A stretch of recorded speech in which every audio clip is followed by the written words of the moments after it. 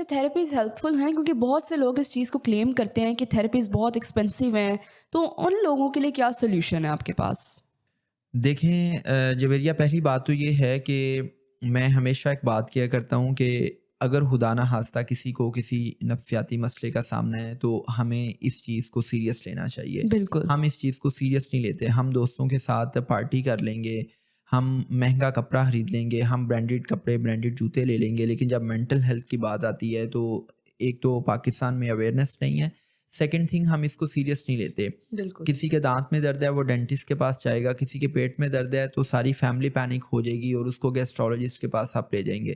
لیکن اگر ایک فرد یہ کہتا ہے کہ جی میں اچھا فیل نہیں کر رہا، مجھے رونا آ رہا ہے، میں سب سے الگ تھلگ رہنا چاہتا ہوں، سب مجھ سے دور ہو جائیں، اس کو سوئسائڈل تھاٹس آ رہے ہیں، اس کو وہمیں آ رہے ہیں، وسوسے آ رہے ہیں، تو آپ اس کی بات کو اکنالج کرنے کے بجائے، سیریس لینے کے بجائے آپ اس کو درس دینا شروع کر دیتے ہیں، یا آپ اس کو کہتے ہیں کہ بھائی تمہیں اس عمر میں ڈپریشن ہو گیا تمہیں ہے. کیا پتہ ڈپریشن کیا چیز ہوتی ہے. ڈپریشن کیا چیز ہوتی ہے. تو آئی بلیو کہ جو تھیراپی ہے it really works out, it's the best thing. اور تھیراپی میں ہم کیا کرتے ہیں، ہم کسی بھی مریض کو ڈائریکشنس نہیں دیتے کہ تم نے یہ کرنا ہے یہ کرنا ہے. ہم سب سے پہلے تو اس کو سنتے ہیں اور ہم اس کی کوگنیٹیو اسٹرینتھ کو، اس کی کوگنیٹیو فیکلٹیز کو اتنا انرچ کر دیتے ہیں کہ وہ خود ڈویبل سلوشنس کی طرف چلا جائے.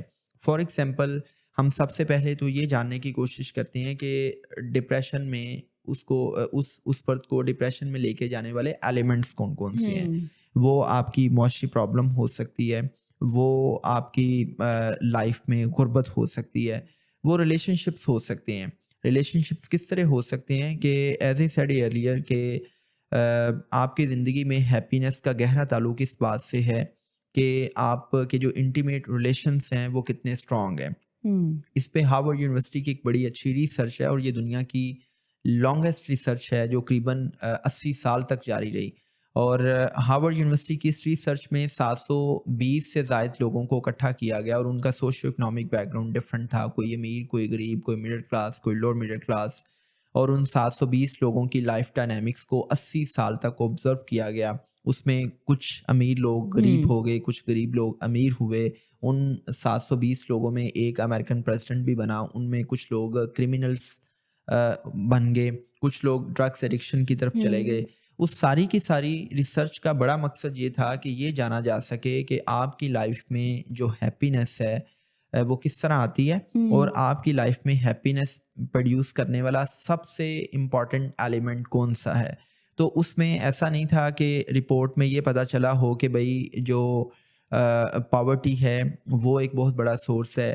پاورٹی بھی سورس تھی، لیکن جو سب سے بڑا سورس تھا آپ کی لائف کو بلسفل بنانے میں وہ یہ تھا کہ آپ کے جو انٹیمیٹ ریلیشن شپس ہیں وہ کتنے اسٹرانگ ہیں، آپ کے جو قریبی لوگ ہیں آپ کا ان کے ساتھ تعلق کتنا مضبوط ہے، کتنا ہیلدی ہے.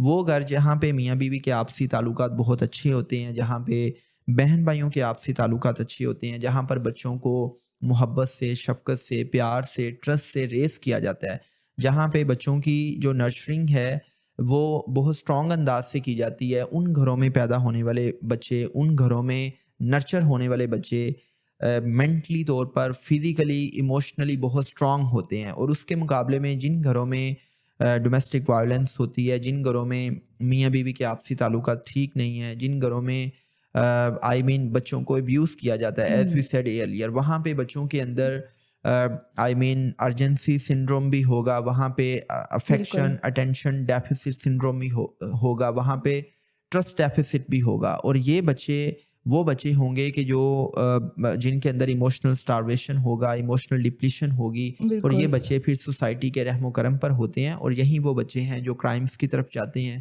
یہی وہ بچے ہیں کہ جو تعلیمی اداروں میں دوسروں کو ابیوز کرتے ہیں، دوسروں کو بلی کرتے ہیں، جن کی سٹوریز کوئی سننے والا نہیں ہوتا. تو میرا یہ ماننا ہے کہ جو آپ کی لائف میں اچھے ریلیشن شپس کا ہونا بہت امپورٹنٹ ہے، چونکہ جب بھی ایک انسان کسی نفسیاتی مسئلے کو فیس کرتا ہے تو اس دوران جو سب سے بڑا سپورٹ سسٹم ہے وہ آپ کی فیملی ہوتی ہے، وہ آپ کے قریبی لوگ ہوتے ہیں.